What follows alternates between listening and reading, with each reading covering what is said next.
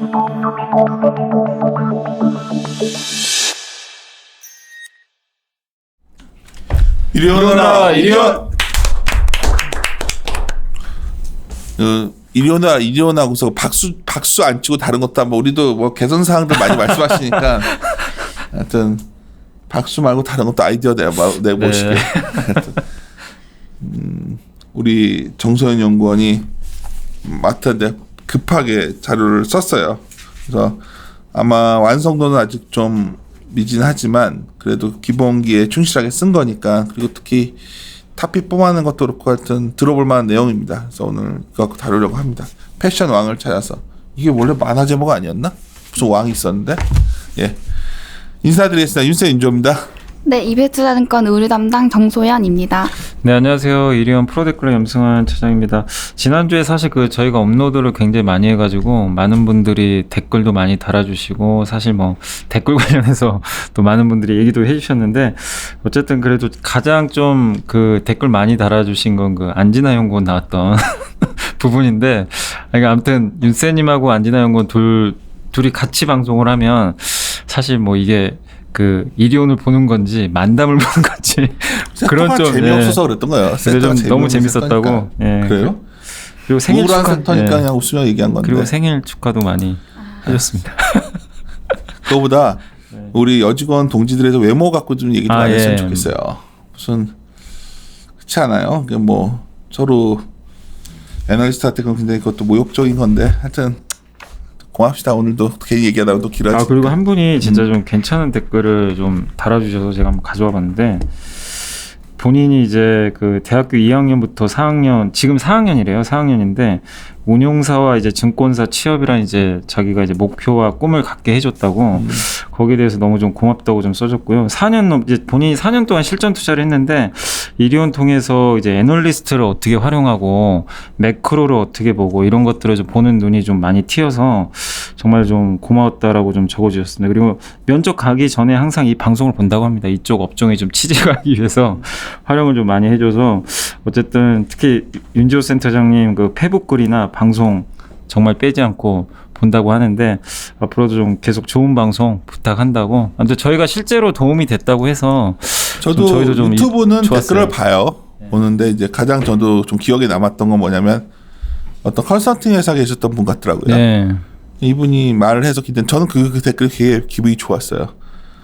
자기는 리서치 센터라는 곳이 이렇게 자유로운 분위기인 줄 몰랐다 했는데, 제가 추구하는 가치 중에 하나이기 때문에 많은 분들이 저보러 꼰대스럽다 여러 가지 얘기하지만 꼰대스러운 부분도 있고 인정하는데, 저 혼자 우리 와이프도 맨날 생일날 그러더라고. 웬일로 술상을 다 차려주길래 쳐다봤다고 뭐 이런저런 옛날 얘기하면서. 근데 내가 강한 편인 것도 있고, 근데 하나 와이프도 인정하는 거, 전 남에 대한 관심이 별로 없어요. 당신도 알겠죠? 왜 웃는 뭐 그런 표정 굉장히 기분이 안 좋아. 아닙니다. 알지 무슨 말인지. 네. 그러니까 안진아 연구원 저렇게 한 거에 대해서 이제 어떤 분들이 되게 예의 없다 그러는데, 사실 굉장히 즐겨요 그거를. 우리 RA들 중에서 정말 대책 없는 애들 많습니다. 와가지고 정말 되지도 않는 얘기하고 있지만 저는 재밌어요. 왜냐하면 그것 때문에 제가 존재하고 있기 때문에. 내가 그나마 아직도 시간이 빠르게 흐르지 않고, 얼마 전에 태북에 쓴 글인데, 시간이 빨리 흐른다는 건 나이가 든다는 거거든요. 그러니까 우리가 뭐 베르누스라는 철학자도 그런 얘기를 했고, 의외로 이 책 좋아합니다. 근데 내가 주말에 기분이 좋았던 거는, 나에게는 아직 시간이 좀 아주 빠르게 진행되는 것 같지는 않아서 왜 그럴까? 그러면 우리 정소연 연구 같은 친구들과 대화하면서 흡수를 하니까, 새로운 것을 받아들이니까. 그러니까 근데 그 컨설팅 하셨던 분이 그걸 깜짝 놀랐다는 거예요. 이분이 그래도 우리가 어떤 문화인 줄 아시는구나. 모든 리서치가 다 그렇지는 않고요. 제가 9년 전에 세팅하면서부터 꿈꿔왔던 겁니다. 나는 많이 얘기하고 자유롭게 얘기하죠. 의견도 내가 잘 얘기 안 하잖아. 다만 의견 나온 거 뒤에는 꼭 얘기를 해요.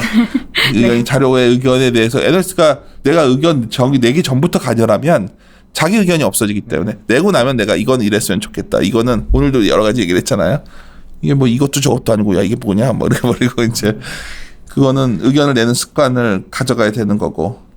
그래서 저희 하우스는 뭐 남들이 어떻게 생각할지 모르지만 그래도 중소형사로서는 가장 리서치 평가 좋은 하우스에 속하고 잘들 모르시지만 하여튼 그런 이유가 뭘까 생각해 보면 그래도 우리 의견 내는 걸 두려워하지 않는 하우스다. 의견이 틀릴 수는 있지만 그래서 그런 걸 같이 고민하자는 의미입니다. 그러니까 제가 다소 무례해 보이고 뭐 말도 좀 기분 나쁘게 들리시고 그러는데 소연이한테도 내가 반말을 잘 하잖아요. 네. 그렇죠. 그래서 별로 오래 얘기하는 걸 안 좋아하잖아. 딱 실무적인 얘기 외에는 별로 안 하고 싶어하는 스타일이어서 그래서 굉장히 이번 생일 자취를 해줘서 어색해했다는 거. 특히 우리 시니어들은 그리고 왜요? 막 너무 나도 연명찬 막 안 하던 짓을 하고 그런데 나 원래 특히 간장 뭐 쪽지까지 적어줘가지고 집에 잘 모셔놨습니다. 여하튼 오늘 우리 정소연 연구원 얘기 저도 들어보는데 아마 의료업종 공부 많이 하셨던 분들은 모자란 분 많이 보겠죠. 근데 저희 하우스는 주니어를 빨리 데뷔시켜가지고 다 빨리빨리 데뷔시켰잖아 내가. 시장과 부닥치면서 배우고 또 자기 의견 내는 습관을 가져야 이게 뭔가 발전이 된다는. 오늘 우리 정소연 연구원 말할 때 또 왜 말 끊는다고 욕먹겠지만 또 끊으러 들어갈 거고 또 시비 걸 거고 또 제 생각을 막 강요할 겁니다. 근데 자료 쓰기 전에는 강요 안 해요. 나는 자료는 온전히 그 사람 목이라 보기 때문에 가져오면 이제 그 대신 자료 쓰고 난 뒤에는 계속 공격합니다. 너 이거 잘못됐고 이거 엉터리고 너 어디 가서 깨지고 와라 맨날 그러면 애들이 기분 나빠하는데 야 제일 센 놈이 누군지 알아? 이태훈이야. 야 그건 내가 뭐 잘못된 거 아니냐 그랬더니 아침에 내내 좀 아닙니다. 기다려야 그러다가지고 근데 그래서 우리 하우스의 주니어들이 그래도 빨리 자리 잡는다. 오늘 그런 자리에서 좀 기쁜 날로 말만 빠르게 안 한다면 굉장히 좋은 세미나가 될 것은 패션왕을 찾아서 한번 들어볼게요. 네. 이번 이제 자료 제목이 패션왕을 찾아서인데요. 이번 자료는 의류 업체를 좀 선별하자는 컨셉에서 의류 산업 전반을 분석한 자료입니다.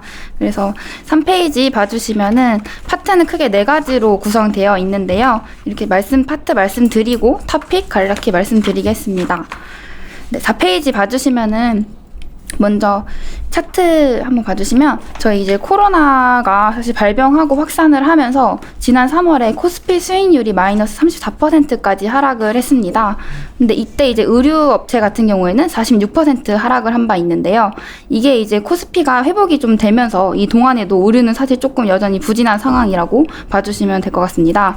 그래서 이제 지난해 사실 의류 상대 수익률이 23% 수준이었습니다. 근데 이거를 감안을 하면은 앞으로 이제 의류 소비 위축이 해소되는 시점에서 주가도 같이 회복할 것이라고 판단하고 있습니다. 그래서 해당 관점에서 업체별 투자 포인트를 점검한 자료라고 봐주시면 될 것 같습니다. 네, 10페이지 말씀드리면 제가 이제 말씀드리고자 하는 키워드를 3개로 정리를 해봤는데요. 이제 3개가 where, what, how입니다. 그래서 결론부터 말씀드리자면 결국 먼저 턴어라운드 할 것으로 예상되는 업체가 중국 또는 내수 중심의 브랜드사이고요. 또 두 번째로는 무엇에서 턴어라운드 하냐? 럭셔리, 애슬레저, 화장품에 투자 포인트가 있다고 판단하고 있고 마지막으로 어떻게 턴어라운드 하냐? 언택트 쇼핑 가속화에 따라서 이커머스 경쟁력이 필수라고 판단하고 있습니다. 오케이. 여기서 질문. 최근에 내가 이제 계속 우리 담당자에게 말했던 게 우리가 사과나무에서 화승 이런 걸 얘기했었는데 해외 쪽 익스포저 높은 것들은 상당히 힘든 건 맞아요? 네, 맞습니다. 그러니까 이걸 알고 계셔야 돼요. 지금 우리가 지금 해외 쪽 익스포저가 계속 내가 몇 회째 지금 반복해서 말하고 있는데 이거는 그러다 보니까 국내 쪽 익스포저 높은 걸 찾다 보면 기업이 별로 없죠. 맞아요. 별로 없어요. 그래서 그게 이제 한섬이랑 신세계 인터내셔널, FNF 정도 있다고 봐주시면 될 것 같아요. 그 정도밖에 없는 거야. FNF도 항상 우리가 중국 모멘텀 갖고 얘기하지 잘 얘기 안 하잖아요. 아, 네. 매출 비중이 FNF는 해외 비중 높지 않아요? 높은 수준인데 FNF도 이제 면세랑 중국이 결국 높은 건 맞는데 제가 이제 말씀드리고자 하는 건 미국이나 유럽 이쪽이 이제 안 좋고 미국, 유럽 익스포저 높은 것들이 별로다? 네, 그게 이제 제일 별로라고 보는데 그게 이제 지금은 안 좋다라는 게 휠라홀딩스나 이제 OEM사들 이쪽이 이제 미국 노출도가 그러니까 좀 OEM이 큽니다. 네. 되게 안 좋거든요. 네. 사실은 의류 업종을 거의 다 OEM 베팅을 했었거든 지금. 네. 그래서 이게 주가 올라갔다 좀 빠지니까 이게 좋은 줄도 알고 계시는데 지금 왜 빠졌냐를 우리가 계속 녹음을 할 수 없으니까 이것도 많이들 뭐 주가 빠졌다고 많이들 저희한테 전화 오고 그랬던 종목이어서 말하는 거예요. 근데 담당자가 이걸 안 하고 있으니까 내가 그냥 또 여기서 하자면 한 OEM 관련된 것들은 다 힘들어요. 왜냐면 공장들도 생각보다 잘 안 돌아가고 있고 그래서 이 부분들이 산업을 캐치하고 나면 우리가 이거는 근데 주주가 되면 계속 업데이트하면 게 나왔거든요. 기업에서 계속 말해줬던 사항이기 때문에 제가 말하는 것이 그런 것들이에요. 이게 좋은 기업도 나쁜 기업이 될 때가 있고 이런 게 있는 건데 하여튼 그래도 언젠간 돌아서겠죠. 계속 그것도 한번 OEM 쪽은 찾아주셔야 되는 거고 그래서 where, what, how가 이런 포인트로 잡아간 거다 정도는 저도 이해했습니다. 괜히 끼어들어서 되게 정중하게 끼어드니까 뭔가 이것도 멋있는데 근데 이제 국내 쪽도 비중이 그러니까 국내는 사실 좀 이렇게 소비나 이런 게 살아나잖아요. 근데 국내가 성장하거나 뭐 그런 뭐 내수가 좋은 건 제가 봐도 아닌 것 같고 저번에 또 무신사 한번 하셨잖아요. 근데 맞아요. 그런 또 온라인 기반의 그런 또 갑자기 강자들이 이렇게 나오면 기존 업체들이 아무리 이게 소비가 좀 회복된다고 해도 제가 봤을 때는 뭐 이렇게 과연 투자를 해야 될 만큼 매력이 있는지 그것도 좀 의문이 좀 들긴 들거든요. 매력이 없죠. 매력이 별로 없나요? 없지. 우리 업종 누가 그렇게 투자를 하려고 그래. 근데 그 안에서 이제 매력을 찾자고 하는 게 상대적 매력을 찾는 거야. 상대적 렐러티브를 찾는 거지. 누가 우리 업종이니까 매력 있는 업종은 다시 말하지만 헬스케어, 커뮤니케이션, 네. 필수 소비재는 그로스가 나와요. 해외 네. 쪽에서. 그리고 마지막으로 IT 하드웨어 종목 찾기. 이 4개 외에는 우리 하우스에서 계속 반복. 이 4개는 건 좋은 것들이니까 여기서 좋은 산업에 별로인 기업이 나은 거죠. 그러니까 배드 인더스트리에 굿펌이 난 거라니까요. 그러니까 굿 인더스트리에 배드 펌이 난 거고 배드 인더스트리가 안 좋은 산업권 별로인데 의류는 안 좋다 정도는 아닌데 그냥 별로 관심이 적죠. 근데 이럴 때는 어떻게 돼요? 또 이런 산업 어떻게 보셔야 되냐면 그 산업 내에서 여러 종목을 안 가져가요. 딱 종목을 선정하면 그것만 사요. 하나만 한두 개. 한두 개만. 사실 그래서 저도 이제 골라내기라고 이름을 지었던 것 자체가 말씀해주신 것처럼 내수라고 해서 사실 뭐 모든 게 매력적인 건 아니잖아요. 근데 그 안에서 이제 뭐가 매력적이냐라고 봤을 때 좀만 드리게. 네, 뭐가 매력적이냐라고 봤을 때 그게 이제 럭셔리라든지 아니면 애슬레저 아니면 온라인 이쪽에 이제 노출도가 있는 네. 업체들을 찾아보자라는 컨셉에서 사실 작성을 했고 네 그게 아까 말했더니 한산 FLF다. 네. 얘기가 그겁니다. 봅시다. 네 그래서 결국에 이제 의류 산업 회복에 직결된 거 자체가 사실 결국 소비가 정상화되는 것이라고 보고 있습니다. 그리고 여기 소비 정상화에 있어서 가장 중요한 변수가 코로나19의 확산의 강도라고 말씀드리는데요. 아시다시피 이제 중국과 한국의 같은 경우에는 2월 중에 코로나 확진자 증가세가 정점을 찍은 후에 이미 좀 급격히 둔화가 되어서 지금까지 두 자릿수 확진자가 두 자릿수 이하를 유지하고 있는 상황입니다. 근데 반면에 미국과 유럽 같은 경우에는 여전히 이제 10,000명에서 40,000명까지 확진자가 하루에 순증이 나오면서 조금 확산세에 아직도 머무르고 있는 그런 모습으로 말씀드리고 있는데요. 그리고 중요한 것은 결국 의류 소비 자체도 중국과 국내에서 가장 먼저 반등하고 있다라는 것인데요. 이게 이제 중국과 한국 의류 소매 판매 같은 경우에는 13페이지 봐주시면 3월에 저점을 찍고 회복하는 모습을 보이고 있습니다. 중국 같은 경우에 봐주시면은 이제 4월 회복을 했고 5월에는 이제 성장률이 YOY 성장률이 마이너스 0점대로 올라오면서 회복 단계에 진입을 하고 있고요. 국내 같은 경우에도 이제 3월에 저점을 찍고 4월 반등하고 5월에 이제 마이너스 10% 성장하면서 중국과 마찬가지로 3월을 저점으로 이제 소비가 회복되고 있는 것이 확실시 되고 있다. 근데 여기서 그럼 여기서 최근에 다시 코로나가 확산되면은 이건 안 좋아지는 거야? 그러니까 가게를 연다면 상관없는 거 아니야? 그 오프라인 가게를요? 그쵸. 사실 이게 뭐 많은 사람들이 코로나 때문이다 이렇게 얘기를 하기에는 뭔가 좀 번지고 확진자가 늘어도 가게를 잘 안 닫으려고 할 거란 말이에요. 샷다운을 안 한다면 문제가 없는데 이것도 약간 오해의 여지가 있는 거지. 내가 봤을 때는 내수 쪽은 그냥 열고 가보려고 하는 것 같아서 그냥 좀 번지게 놔두는 것 같기도 하고 번진다긴 표현은 좀 그렇지만 전체적인 사회 적응 대응력을 늘리려고 하는 것 같기도 하고 중국이 그걸 먼저 선택했고 우리도 선택했으니까 이렇게 이해하면 안 되나? 만약에 왜냐면 여기서 코로나 확진자가 막 늘어나면 그럼 이쪽 다시 안 좋아지는 거야? 제가 생각할 때 태선님과 이제 동감을 하는 게 이게 지금 여기서 조금 더 뭐 100명대로 올라간다 해서 갑자기 뭐 백화점이 뭐 닫는다거나 뭐 이런 일은 저는 없을 거라고 생각이 들거든요. 그렇죠. 이미 뭐 좀 회복 단계에 들어왔다라고 봐도 무방하다고 생각합니다. 너무 나이브한 생각인가요? 왜냐면 갑자기 그 세종문화회관에서 그 뮤지컬 하는 게 있는데 네. 예매를 모차르트 안 해? 우리 둘째가 아직 대학교를 들어갔는데 아직 학교는 가지 않고 온라인 수업만 받고 있는데 네. 절대 뮤지컬 같은 거 보래가 아닌데 여자친구가 그걸 좋아해가지고 예매를 했다고 내가 엄마 아빠도 보실래요? 그래서 내가 참 자식 벌써 생전 나랑 뭐 그런 것도 보러 안 가면서 근데 뭐 표 구하기가 힘들더라고. 엄청 몰리더라고. 내가 얘 생각보다 사람들이 이제 많이들 활동을 한다는 네, 느낌을 네. 받아서 한번 이거 오늘 자꾸 너무 끼어든다고 할 것 같은데 좀 편하게 가려고 하는 거니까 이해해 주시고. 그래서 나도 이것도 항상 요 논리도 근데 가게 안 닫으면 되는 거죠. 네. 그다음에 럭셔리 볼까요? 다음이 럭셔리 이제 가장 먼저 턴어라운드 하는 부분이 럭셔리다라고 말씀을 드리고 있는데 이 럭셔리 같은 경우에는 실제로도 백화점 매출이 그림 7번 봐주시면 백화점 매출입니다. 근데 백화점 매출 같은 경우에 3월에 잠시 이제 백화점 매출에서 명품이 조금 빠졌었는데요. 이후 바로 4월에 8% 성장하면서 바로 회복을 했고요. 그 다음 5월에는 19% 성장을 하면서 사실 바로 고성장세로 회복했다라고 말씀드리고 있습니다. 이게 이제 이렇게 좀 왜 명품 부분에서 이제 시작되는 이런 펜트업 소비들이 포착이 또 되는 게 사실 저희 재난지원금 있잖아요. 이 재난지원금도 저는 어느 정도 조금 불을 지피고 있다라고 옷 많이 사더라고요. 판단되고 있어요. 어디다 쓰셨어요? 저는 그 세대조가 아니어서 재난지원금을 못 받았어요. 그래요? 우리 네. 애들은 달라고 해서 줬는데 자기 권리대로 달라고 해서 25원씩 나눠줬는데 그래서 이게 이제 사실 재난지원금이라는 것 자체가 백화점이나 대형마트에서 사용이 되지 않잖아요. 그렇기 때문에 이제 의류업체에 직접적인 수혜가 있었다라고 말씀드릴 수는 없지만 이게 이제 전반적인 소비가 활성화되고 또 여유 자금이 생긴다는 점에서 소비주에게 굉장히 긍정적인 부분이라고 판단하고 있습니다.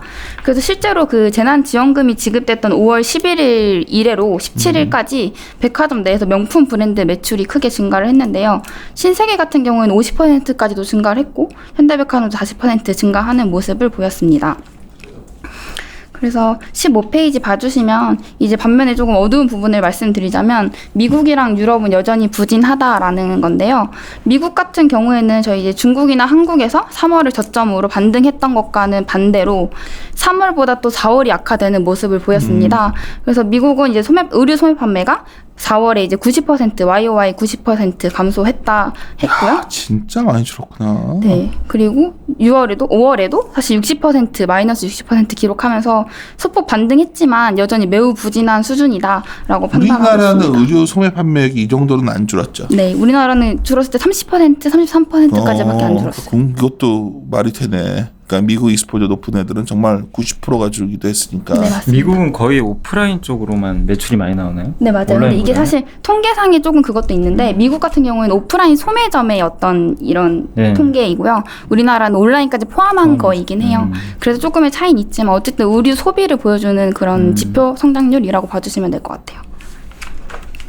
그래서 이제 제가 말씀을 드리는 게 17페이지 봐주시면 여기가 이제 중요한 부분이에요. 네. OEM 관련된 부분들이 생각보다 간단치가 않은 것 같아요. 지금. 그래서 제가 이제 where 어디서 이제 펜트업 될 거냐라고 했을 때 중국이랑 내수 중심의 브랜드라고 말씀을 드리고 그 브랜드사가 이제 OEM이 한참 뒤에 있다라고 말씀을 드리는 게 OEM사는 사실 이제 말씀해 주신 것처럼 생산국과 이제 판매국이 다 해외에 노출되어 있다 보니까 생산국과 판매국에서의 코로나19 전개 양상이 가장 중요한 변수라고 판단하고 있습니다. 그런데 이제 뭐 이제 생산국에서 셧다운도 이제 부분적으로 시행이 되고 있고 이제 뭐 셧다운은 조금 어느 정도 제거가 되었는데요. 근데 그럼에도 불구하고 제거가 되었음에도 불구하고 어쨌든 이제 소비가 없고 주문이 없다 보니까 결국 가동률이 돌아오지 않는 상황이라고 봐주시면 될 것 제가 같습니다. 알기로도 베트남이나 이런 데 있는 공장들이 가동률이 아마 알아보라고. 가동률이 올라오지 않다 말을 할 때는 가동률이 몇 프로 정도인지가 되게 중요할 것 같아요. 그거는 뭐 에너지의 역량이니까 어떻게든지 알아봐서 내가 알기로는 안 돌아가는 걸로 알고 있어. 저는 어떻게 아냐? 그 공장에 있는 사람들한테 물어보니까. 그래서 저번에 되게 불안하더라고. 그랬더니 여지없이 주가가 흘리는데 이제 내 입장에서는 이거를 뭐 우리가 자료로서 아니면 얘기도 할 수 없고 하니까 했지만 그 결과가 지금 나오고 있죠. 지금 기업 실적으로 나오겠지. 네, 맞아요. 이번에. 그래서 사실 2분기가 고비라고 봐주시면 될 것 같은데요. 다음 페이지 넘겨주시면 대만의 OEM사가 의류 OEM사가 마카롯이랑 에클랏이라고 있습니다. 굉장히 큰 회사입니다. 네, 근데 이 업체들이 이제 사실은 우리나라에 있는 한세실업, 영업무역과 같은 의류 OEM사의 어떤 좀 선 지표라고 쓰일 수 있는 게 대만은 월로 이렇게 실적을 발표를 해요. 그러다 보니까 이제 매출액이 얼마나 빠졌는지, 영업이익이 얼마나 빠졌는지 볼 수 있는데 이제 마카롯과 에클랏 둘 다 이제 4, 5월 굉장히 부진했고요. 특히 이제 캐주얼 의류 중심인 마카롯 같은 경우에는 마이너스 40% 빠졌다고 봐주시면 될 것 같고 그나마 이제 좀 애슬레저 위주인 에클랏은 24% 빠졌다라고 봐주시면 될 것 같습니다.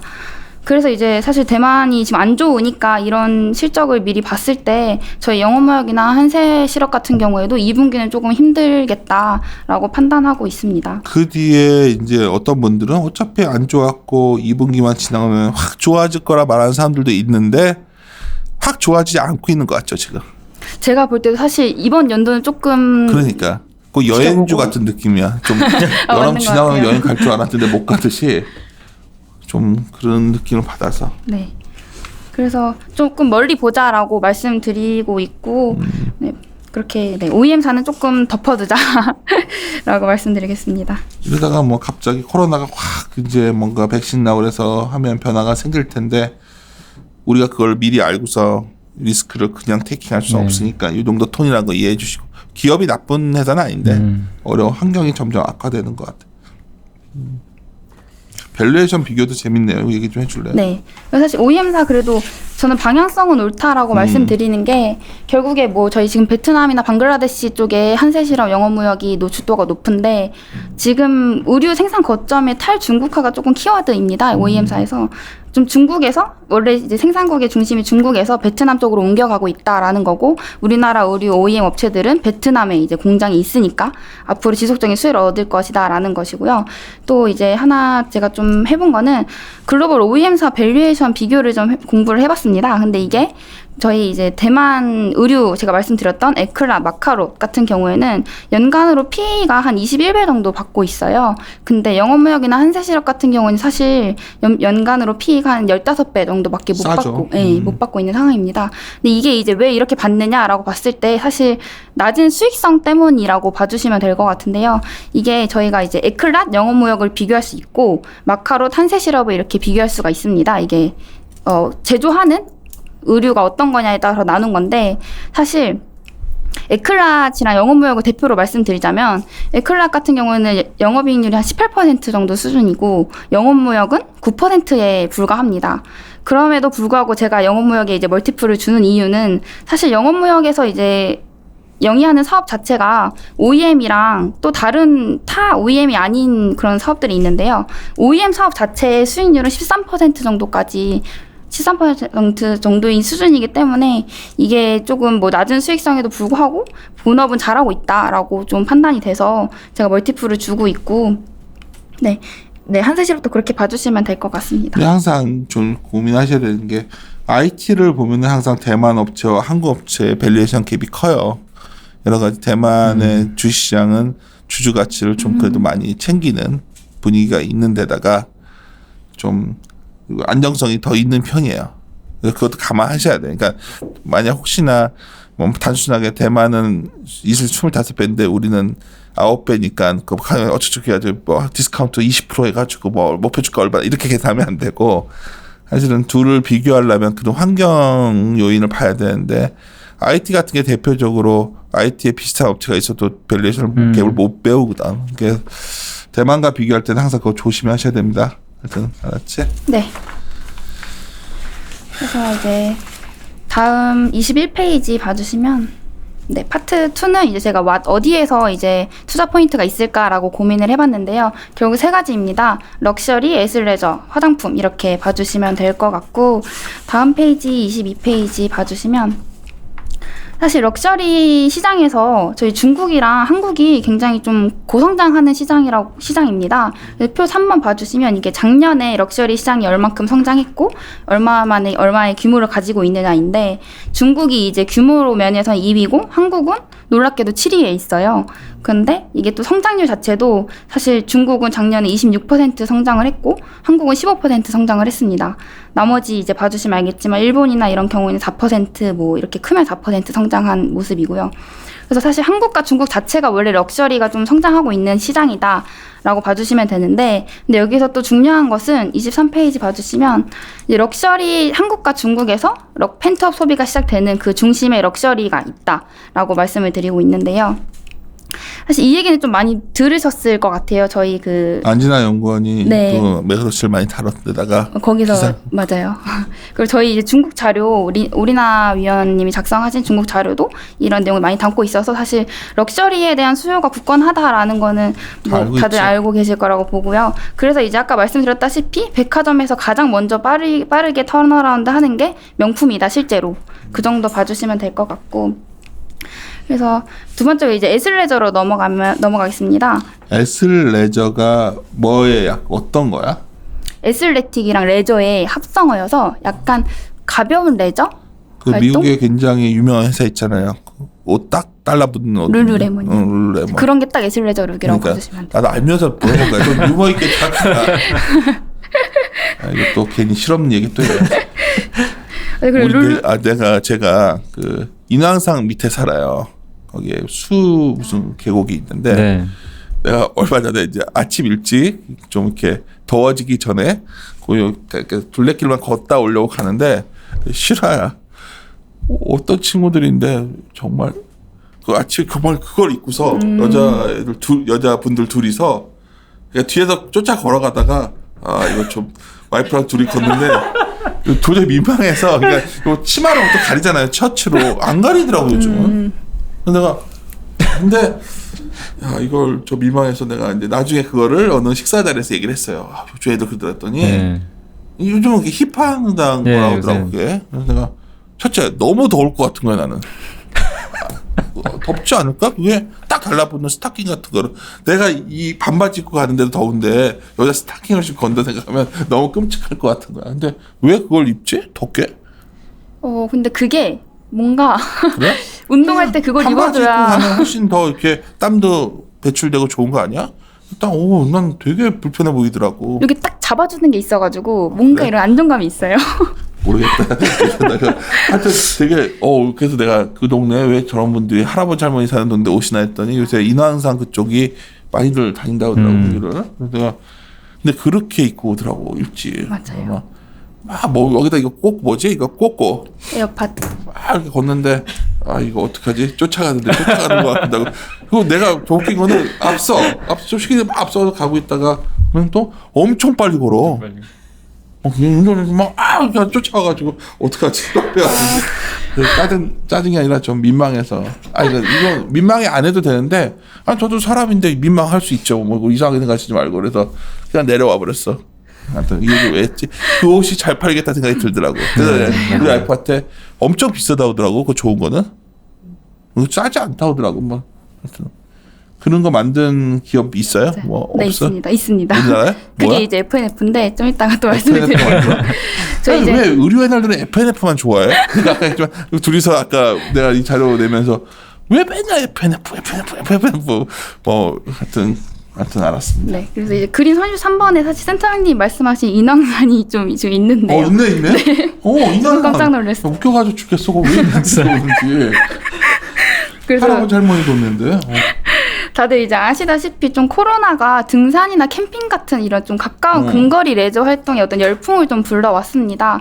그래서 이게 데이터를 보시면은 등산 관련 SNS 언급량이 이제 증가하는 걸 보실 수 있는데요. 인왕산 같은 경우는 이제 250% 이상으로 증가하고 있고 이만큼 이제 등산이랑 캠핑이라는 게 조금 대세로 자리 잡고 있고 열풍을 불어오고 있는데요. 사실 이런 이제 애슬레저 열풍이 어디로 직결되느냐라고 봤을 때 애슬레저 룩으로 자연스럽게 이어진다라고 판단하고 있습니다. 그래서 사실 애슬레저 열풍 같은 경우에 말씀해주신 것처럼 룰루레몬처럼 계속 이렇게 열풍이 있어 왔었고 사실 나이키가 성장했던 부분도 그런 스포츠웨어의 어떤 성장 그리고 그런 스포츠 신발의 성장 때문에 성장해 왔다고 봐주시면 되는데요. 중요한 것은 이제 국내에서 어떤 업체가 저희 이런 애슬레저 열풍의 수혜를 얻을 것이냐라고 했을 때 27페이지 봐주시면 사실 코로나 때문에 저희 의류 소비가 많이 위축됐음에도 불구하고 FNF 같은 경우에는 지난 1분기에 좀 2.2% 성장을 했었습니다. 그리고 이제 제가 또 말씀을 드리겠지만 2분기에도 이제 마이너스 6% 정도로 역성장하면서 조금 방어될 것으로 추정하고 있는데요. 이게 이제 가장 크게 이제 작용을 하는 게 물론 중국도 있지만 디스커버리라는 그런 브랜드가 좀 성장하고 있다라는 것입니다. 이 디스커버리 같은 경우에는 조금 완전히 등산 캠핑 저희 이것 때문에 애슬레저가 떴을 때 최대 수혜자라고 판단이 되고 있는데요. 왜냐하면 디스커버리는 이제 작년 1분기에도 11% 성장을 했고 이번 2분기에도 20% 매출액이 20% 성장하면서 600억 원 기록할 것으로 추정하고 있습니다. 근데 이게 이제 왜 그랬냐라고 하면 디스커버리에 있는 레깅스 상품 그리고 그 신발 상품, 반팔티 상품 이런 쪽이 이제 판매량이 크게 증가를 하고 있는 상황입니다. 네. 근데 뭐 FNF에서 이 비중이 높아요? 디스커버리 이 비중이? 네, 디스커버리 비중은 생각보다 높다고 봐주시면 되고 전체 매출이 2분기에 1,800억 원 예상하고 있는데 거기서 600억 원 수준이니까. 네. 사실 MLB 다음 브랜드 원래 디스커버리가 원래 MLB는 다음. 원래 FNF는 중국 사람들이 모자 좋아해서 좋았던 거 아닌가? 맞습니다. 그것처럼 이제 좀 하나의 모멘텀이 생겼다라고 보고 있습니다. 뒤에서 조금 더 말씀을 드리도록 하겠습니다. 네, 그리고 또 그 다음 페이지 29페이지 봐주시면 그래서 이제 아까 말씀을 드렸지만 OEM사 중에 뭐가 조금 더 낫냐라고 했을 때도 스포츠웨어 중심의 OEM사가 조금 더 낫다라고 말씀을 드리고 이게 이제 아까 말씀드렸던 것처럼 마카로보다는 에클랏의 매출액 역성장 폭이 덜하고 네, 이런 부분에서 그래도 한세실업과 영업무역을 비교하자면 영업무역이 조금 더 2분기에 방어되는 실적이 추정된다. 영업무역이 나이키 하는데 아닌가? 아닌가? 나이키는 아니고 영업무역 같은 경우에는 그 노스페이스나 이런 거 하는 업체입니다. 왜 나이키라 생각을 했지? 나이키가 이제 화승이 나이키까지 붙었어요. 또 화승은 왜 안 되는 거야? 나이키는 잘 되는데. 하여튼 참 답답하네. 네, 그리고 30페이지 봐주시면 마지막 세 번째 이제 저는 화장품이 투자 포인트로 작용한다라고 판단하고 있는데요. 사실 저희 지금 최근에 신세계 인터내셔널 BD비치가 굉장히 좀 히트를 쳤고 또 한섬이 클린젠을 인수를 하면서 화장품 사업에 진출하겠다라고 발표를 하면서 조금 화장품 사업의 진출에 또 다시 좀 수면 위로 올라오고 있는 상황인데요. 별로 안 좋은 거 한 건 줄 알았는데 괜찮아요. 한섬이 화장품 회사 인수한 거. 안 하다든가 해가지고 좀 불안했는데. 이게 사실 지금 아직 브랜드가 런칭된 게 아니어서 좀 판단하기는 이른데 제가 이제 또 말씀을 드리는 거는 신세계의 어떤 성공 사례가 있었잖아요. 근데 또 한성 같은 경우에도 똑같이 어떤 그룹사를 현대라는 그룹사를 가지고 있고 그런 면에서 이제 럭셔리 화장품을 좀 출시를 했을 때 반응이 물론 이거 제가 뭐 얘기할 수 없는 부분이 있지만 좋다면 이게 정말 한 단계 밸류업 될 수 있는 좋은 기회다라고 판단하고 있습니다. 항상 답답했던 회사니까. 네, 사실 처음으로 좀 다른 사업을 하는 거다 보니까. 그렇죠. 원래 한섬이 할인 판매도 안 해가지고 뭐 그런 회사하고 굉장히 백화점 가면 한섬은 항상 있길래. 그래서 사실 이런 패션 업체들의 화장품 사업 진출이 조금 뭐 생소하다고 생각이 들 수도 있지만 잘 생각해봤을 때 이게 조금 어떻게 보면 좀 당연한 수순이었다라고 생각이 드는 게 저희가 이제 샤넬 하면은 뭐 명품 가방도 있지만 화장품들 많이 이제 소비를 하시잖아요. 근데 이런 이유 자체가 사실은 조금 패션 제품보다는 화장품 라인이 좀 더 저렴한 ASP를 가지고 있다 보니까 이게 조금 더 소비자를 유입하기 좀 쉽다라는 부분이 있고 제가 봤을 때 이제 신세계 인터내셔널이나 뭐 한성 같은 경우에도 물론 화장품 사업에 진출을 하는 게 수익성 측면에서도 좋은 부분이 있겠지만은 어떤 브랜드의 어떤 헤리티지를 가지고 사업을 확장하기에 가장 이제 확장성이 더 좋은 부분이라고 판단을 하고 있습니다. 네. 그래서 이제 32페이지 봐주시면은 마지막으로 이제 어디서 어떻게 소비가 되느냐라고 하면은 뭐 계속 말씀을 드렸지만 언택트 부분인데요. 의류업체 같은 경우에는 언택트가 어떻게 이루어지냐 해서 자사몰 중심으로 성장하고 있다라고 봐주시면 될 것 같습니다. 그래서 사실 의류 소비가 이제 1월부터 5월까지 누적으로 20% 감소를 했어요. 근데 여기서 이제 의류에서 온라인 쇼핑 같은 경우에는 1% 증가를 하는 모습이었습니다. 그래서 이제 의류 쇼핑 내에서 온라인 쇼핑 비중 자체가 사실 작년까지는 한 번도 28% 이상을 초과한 적이 없었는데요. 올해 이제 3월에 38% 이상 올라오면서 크게 비중이 증가하는 모습이 보였고, 이게 저는 이제 기존에도 사실 우상향을 그리고 있었던 비대면 쇼핑이 코로나19라는 어떤 재난을 통해서 좀 더 가속화됐다라고 보고 있습니다. 그래서 조금 뒤로 가서 제가 36페이지 말씀드릴 텐데요. 그 패션 업체들은 사실 원래부터 온라인 패션 쇼핑 성장에 발맞춰서 자사몰을 좀 런칭을 하고 운영을 하고 있었습니다. 그래서 이 자사몰이라는 건 사실 좋은 점 중에 하나가 직접 판매 채널이다 보니까 이게 지급 수수료를 절감을 할 수 있습니다. 예를 들면 이제 제가 말씀을 드렸던 무신사 같은 경우에 입점을 하려면 뭐 수수료를 몇십 % 이렇게 지출을 해야 되는데 지급을 해야 되는데 자사몰 같은 경우에는 그런 부분이 없다 보니까 수익성이 더 좋다라는 거고요. 이 자사몰을 운영하는 업체 중에 제일 잘하고 있는 업체가 이제 한섬이라고 봐주시면 될 것 같아요. 한섬 같은 경우에는 사실 작년까지는 온라인 매출 비중이 한 12% 정도 수준이었습니다. 근데 이번 1분기에 이미 20%로 올라왔어요. 그래요? 한섬이 이렇게 온라인 쪽으로 커져? 네네. 전혀 몰랐네. 한섬이 온라인에 굉장히 트리거를 걸고 있고, 그래서 이제 이번 5월에 사실 한섬이 EQL이라는 패션 편집숍을 런칭을 했습니다. 난 되게 올드하게 백화점 매장에서 할인도 안 하고 그런 업체로 그냥 선입관이 있었는데 의류업체는 잘 모르거든. 근데 사실 OEM만 봤었지 뭐 작년에 뭐 의류업체들 봤나요? 근데 얘네가 온라인 쪽에 이렇게 판매를 하네.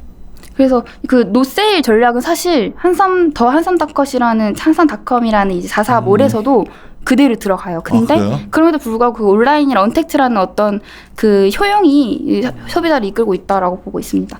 네. 한섬은 좀 비싸지 않아요? 그 한섬 옷이? 사실 가격이요? 응. 그쵸, 가격이 비싸죠. 프리미엄이다 보니까. 주로 젊은 친구들이 어린 친구들은 지그재그 가서 거기서 막 쇼핑하고. 한섬이 대표 브랜드가 타임마인 뭐 이런 데잖아요. 알지. 근데 이게 사실은 비싼 편이죠. 비싼 편이고 국내 브랜드 중에서는 가장 탑티어다 보니까 고급 럭셔리라고 봐주시면 될 것 같아요.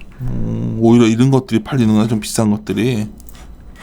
그래서 이번에 그 한섬이 5월에 출시한 게 EQL이라는 패션 편집숍을 런칭을 했어요.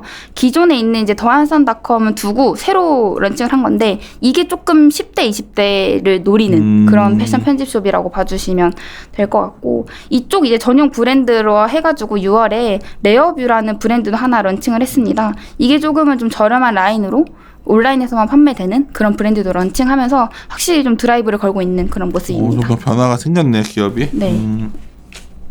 그래서 37페이지는 제가 이제 관련해서 언택트 의류 업체가 뭐가 있을까 찾아보다가 저희 코엘 패션이라는 업체를 좀 분석을 해봤는데요. 얘기를 많이 하던 회사죠. 네, 코엘 패션 사실 뭐 말씀해주신 것처럼 얘기 많이 됐었고, 홈쇼핑에서 팬티 파는 회사 아닌가요? 맞아요. 홈쇼핑에서 이제 언더웨어 파는 회사. 언더웨어. 잠깐. 언더예요. 왜? 내가 뭐 표지도 안 쓴 거야? 뭐 하루 이상한 사람도 많은 거야? 맞습니다. 칼빈 클라인 언더웨어 파는 데 아니야? 맞아요. 홈쇼핑 돌리다 보면 나오더라고. 네. 별로 이렇게 마진을 남기는 회사 같지가 않아서. 저도 몇 번 사서. 그래. 그거보다 BYC 매장이 더 나아. BYC요. BYC는 저 주가도 관심 많고 그러는데 BYC는 자체 건물을 갖고 있거든요. 네. 그래서 저희 집에서 이렇게 쭉 터널 넘어서 가면 BYC 매장 큰 데 가서 사면 거기 또 오지랖이잖아.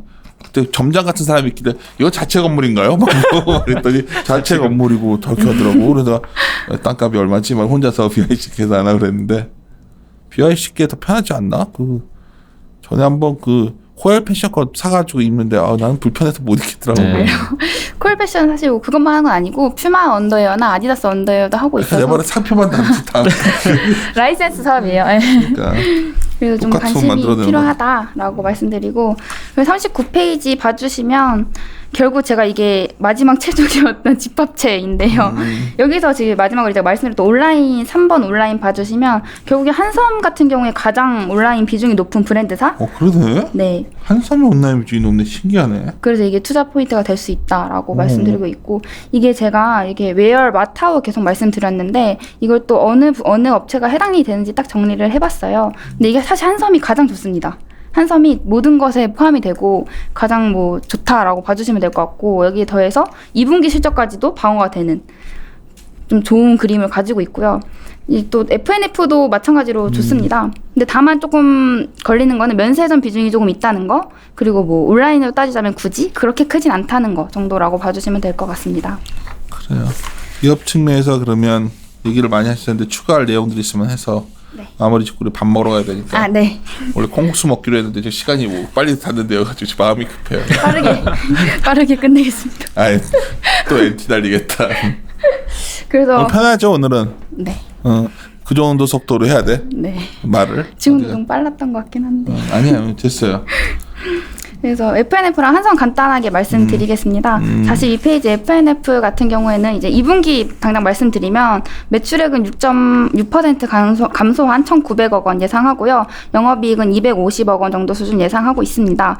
여기서 이제 좀 부진한 이유 자체가 면세점 비중이 30% 정도 되다 보니까 여기서 조금 아무래도 실적이 부진할 수밖에 없다라고 판단하고 있고, 그럼에도 이제 FNF가 좋다라고 보는 투자 포인트 두 가지로 말씀드리자면, 하나는 이제 중국의 성장이고요. 두 번째는 아까 말씀드린 에슬레저 룩인 디스커버리의 성장입니다. 중국 같은 경우에는 사실 지금 코로나에도 불구하고 작년에 비해서 30% 수준 성장하는 걸로 보고 있습니다. 그래서 티몰 일평균 매출액이 굉장히 중요한 지표로 사용이 되고 있는데요. 이게 이제 작년에 3,300만 원 수준의 일평균 매출액이었다면 지금 2분기는 8천만 원 수준까지 올라온 것으로 추정을 하고 있습니다. 그렇다 보니까 앞으로도 이제 중국에서 사실 MLB는 계속해서 성장할 것으로 보이고 있고요.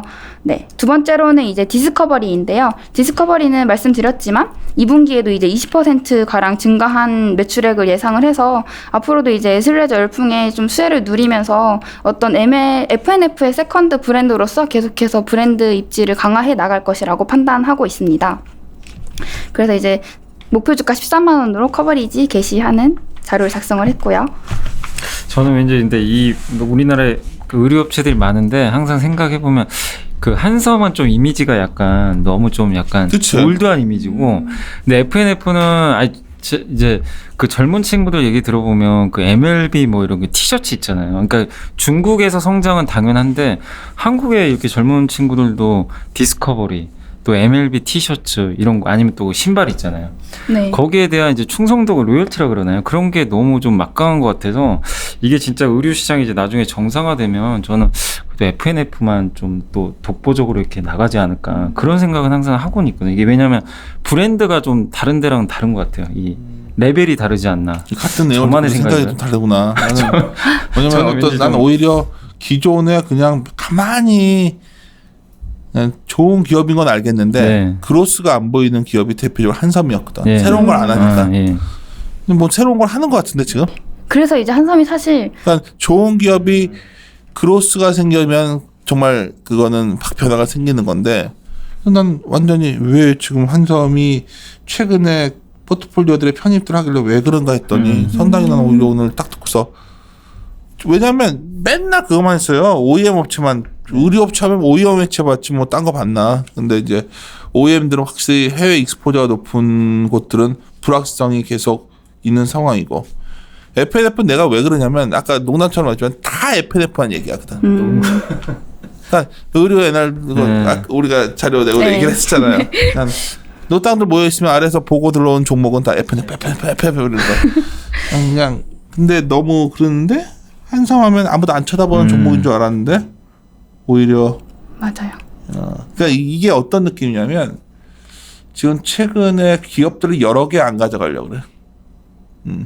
난 뭐 카카오, 삼성전자, 뭐 예를 들어서 뭐 하이트진로, 뭐 CL 제일제당, 뭐 한섬까지. 뭐 이렇게 해버리는 상황이라면 의류에서 종목을 딱 택할 때 안정적이면서 좋은 파트너라는 건 그렇잖아요. 안정적이면서 이게 동시에 있어야 되니까 그런 느낌도 좀 받았는데 흥미로운데 FNF도 좋고. 사실 그래서 한섬은 말씀해주신 것처럼 1987년에 설립을 했는데 그 이후에 처음으로 의류가 아닌 어떤 사업에 진출을 한 거라고 봐주시면 될 것 같고 이게 이제 화장품이고 이 화장품 같은 경우에는 내년 1분기에 이제 프리미엄 스킨케어 브랜드로 런칭할 계획으로 파악되고 있습니다.